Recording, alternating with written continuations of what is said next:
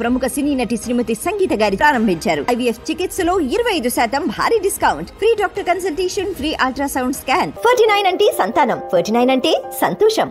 ఇప్పుడు తెలంగాణ విషయానికి వస్తే తెలంగాణలో ఖమ్మంలో భారీ వరదలు వచ్చిన పరిస్థితి. సో ప్రభుత్వ యంత్రాంగం కూడా అంటే సీఎం రేవంత్ రెడ్డి వెళ్ళినారు, 10,000 ఇస్తామని చెప్పినారు. కానీ ఇటు బీఆర్ఎస్ ఏమంటుందంటే అసలు హెలికాప్టర్లు ఎక్కడ, చంద్రబాబు ఏమో 6 హెలికాప్టర్లు ఏపీకి తరలించినాడు, తెలంగాణకి అసలు ఏ ఒక్క హెలికాప్టర్ కూడా ఇవ్వలేదు, ఎక్కడ ఫెయిల్ అయిందని చెప్పేసి బీఆర్ఎస్ ఆరోపిస్తుంది. నిజంగా ప్రభుత్వము వరదలు నియంత్రించడంలో, ప్రజలకు సహాయం చేయడంలో ఫెయిల్ అయిందా? ఖచ్చితంగా ఇప్పుడు తెలంగాణలో వరదలు ఆంధ్ర వరదలు అంతటి బీభత్సం కాకపోయినా ఇక్కడ వరదలు బాగానే వచ్చింది. ఇది అప్రమత్తం చేయలేదు అక్కడ కానీ ఇక్కడ కానీ. ప్రజలకి ఆల్రెడీ మీకు నోటీసులు వచ్చినాయి, మీకు ఇన్ఫర్మేషన్ ఇస్తున్నారు, వరదలు వచ్చే అవకాశం ఉంది, ఉధృతిగా ఉన్నాయి, మీకు ఇన్ఫర్మేషన్ ప్రకృతి వాళ్ళు ఇస్తున్నారు. ఇచ్చినప్పుడు ఇమ్మీడియట్గా అలర్ట్ అయ్యి అప్రమత్తం చేయాల్సిన ప్రభుత్వాలు ఏం చేస్తారు, అలక్ష్యం. అయినప్పుడు చూసుకుందాంలే, అది రాని వచ్చినప్పుడు చూసుకుందాంలే, వచ్చినప్పుడు ఏముంది, అంతకు పోయిసారి వచ్చిందే ఏముంది, అలా నీ చేతిలో లేదు ప్రకృతి. ఒకసారి వస్తే ఉధృతంగా వస్తే ఏమైపోతావు. ఇప్పుడు ఉధృతంగా వచ్చింది, అందువల్ల జన నష్టం జరుగుతుంది. కానీ సో 10,000 ఏంటి, 10 లక్షలు ఏంటి, అదే గతంలో 25 లక్షలు ఇచ్చారు. ఒక కుటుంబానికి 10 లక్షల్లో ఇస్తే 10 లక్షలు ఏం వర్కౌట్ అవుతుంది అదే అడుగుతున్నారు వాళ్ళు. హెలికాప్టర్ ఎందుకు, అన్ని చంద్రబాబుకి ఏది గురువు కనుక అన్నీ అటు పంపించావా? ఏమైనాయి హెలికాప్టర్లు, ఏమైనాయి హెలికాప్టర్లో వెళ్ళి తిరగచ్చు కదా సీఎం, చూడచ్చు కదా, ఏమి చూస్తే కదా తెలుస్తుంది గ్రౌండ్ రియాలిటీ ఏంటని.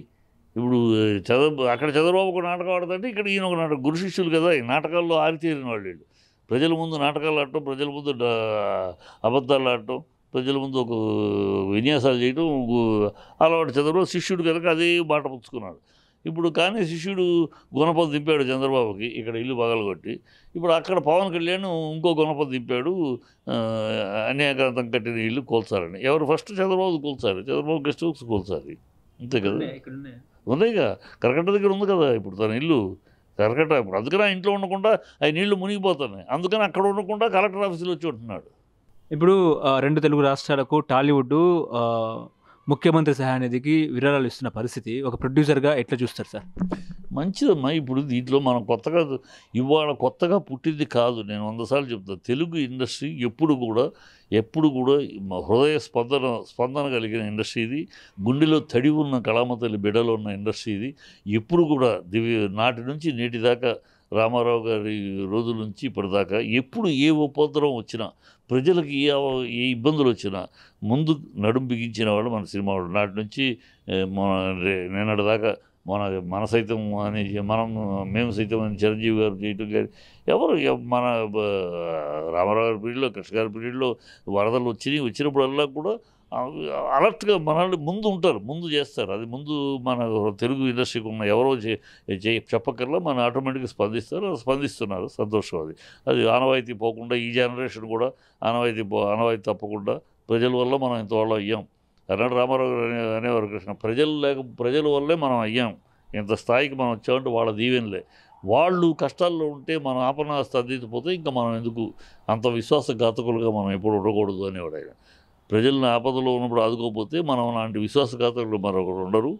ఎందుకంటే వాళ్ళు లేకపోతే మనం లేం, వాళ్ళ దీవెనలే మనం ఇంత స్థాయికి వచ్చాం కనుక అది ఎప్పుడు మన గుండెల్లో ఉండాలనేవాడు. నిజంగా అది ఎప్పుడు ఉండేది, ఆయనకు ఉండేది, ఇవాళ అది కంటిన్యూ అవుతుంది ఇండస్ట్రీలో. Hats off. ఈ తరం కూడా ఆ స్థాయిలో స్పందించడం, ఆ స్థాయిలో గుండె తడి ఉంది అని నిరూపించడం సంతోషకరమైన విషయం.